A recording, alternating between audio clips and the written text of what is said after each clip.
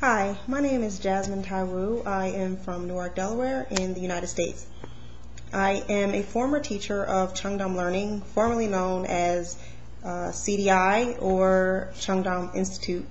The following year, as of February 2010, I will be working for Sunsung High School, which is in Jeonju, which is also in the same city of the branch where I taught English as a second language in a Hagwon in Jeonju, which is about 3 hours south of Seoul. And so I just wanted to give a little insight as to my experience in Korea, being that I wasn't in the city of Seoul and very, very far away from the city of Seoul, just to kind of give some, I guess, just another opinion about that.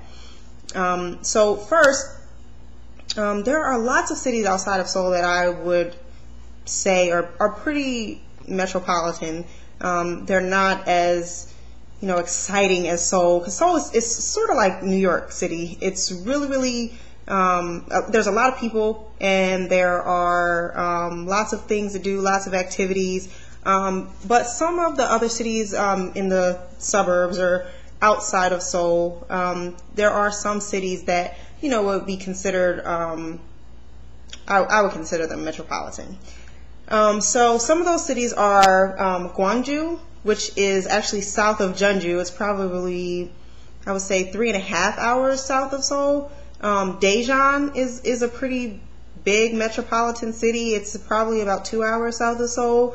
Suwon is right outside of Seoul. It's about 45 minutes outside of Seoul. And again, the place where I stayed, Jeonju. Jeonju is a really great place. It's Jeonju. They have a website called Jeonju Hub, the Jeonju Hub, and I think that website is helpful for people, even foreigners who don't live in Jeonju, because there are lots of kind of resources on that website that will really help. So in terms of cities outside of Seoul, those are cities that I've seen, witnessed, and I think that they're pretty metropolitan cities. Next thing I want to talk about are the English speakers in Korea. A lot of people say, hey, come to Korea, you don't need to learn any Korean. I wouldn't say that's so. If you're a pretty independent person like me, you will definitely need to know some basic things, some basic Korean language skills, just to get you to the doctor, to get you to order food. I had a really interesting time my first week trying to order food because there were no pictures in the restaurants that I went into. So I was forced to eat McDonald's as my first meal, which I am sad to say, but that's what I ended up doing. A lot of people would love to do language exchange, and so if you start learning some Korean before you get to Korea, then I would definitely recommend keeping a language exchange partner to kind of help you with that. Living arrangement. So most of the living, they have these things called one room. In Korean, they call them one room. And there's pretty much an efficiency or studio style apartment, but smaller. The bathroom is pretty much the size of, in America, what we would consider our half baths in some of our larger homes. And they put the shower like directly above the sink, which takes some getting used to. Also, there are no ovens, so you won't be baking anything unless you go buy a $300 small oven. And there are no dryers. People pretty much hang their clothes. They wash their clothes and hang them. A lot of people want to know about private versus public schools. I can't really talk too much about public schools, but I worked in a private Hagwon, and I'm currently working at a private school. Most people don't really talk about these kinds of schools, but this is a private day school, so like a private high school, the equivalent of like a Catholic school in the U.S. The Hagwons, depending on how reputable they are and the branch that you're working for, it can be a headache. You have to remember they're businesses. It's something probably like a Sylvan Learning Center or something like that, where you actually, they're trying to make money. It's a business. So at the end of the day, they want to retain as many students as they can, and then their second goal is to teach them English.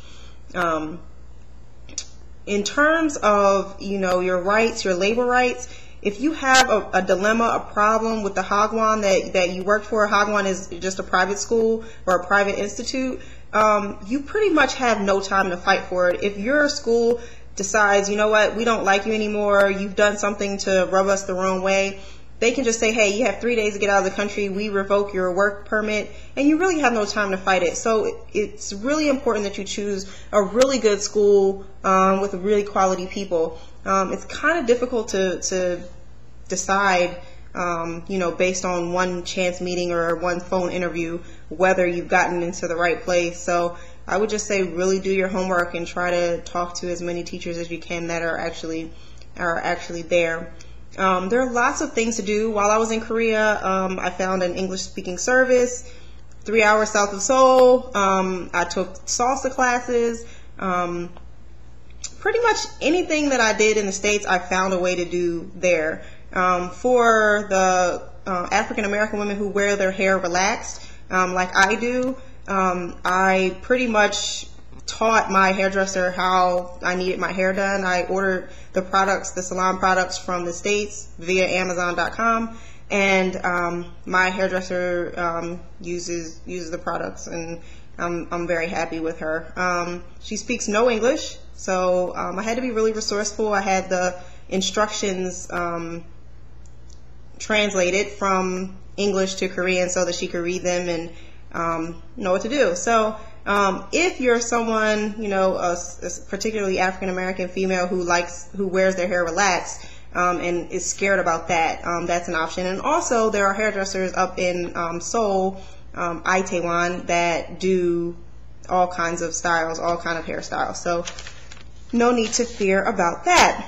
Also, I wanted to talk about public transportation and getting around. Korea is, it's really, really convenient to get around. I actually bought a car, which was really cheap, for about a little less than $1,300. My car insurance was a little bit high. It was probably like $600 for the year. But in the end, I ended up selling the car. It saved me a ton of money. Even though taxis are really cheap, buying a car actually turned out to save me a ton of money. So I would say that it wasn't that difficult for me to be able to navigate places. If I ever got lost, I could pay a taxi to take me where I needed to go. And yeah, that also has a little bit to do with I knew Korean characters and I've studied a little bit of the language, and so that helped me out as well. Let's see. Oh, in terms of getting lost, if you're definitely going to Korea, I would write down this helpline. There's a foreigner helpline, 1330-1330. You call that. One time we were lost in Seoul. We were looking for a motel, and they gave us walking directions to the closest motel. So I would definitely write that number down.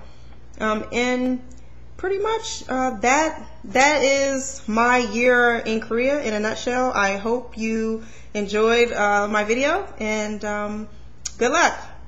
If you want more information, you can contact me via my blog, www.officialtaiwoo.blogspot.com, or email me at officialtaiwoo@yahoo.com.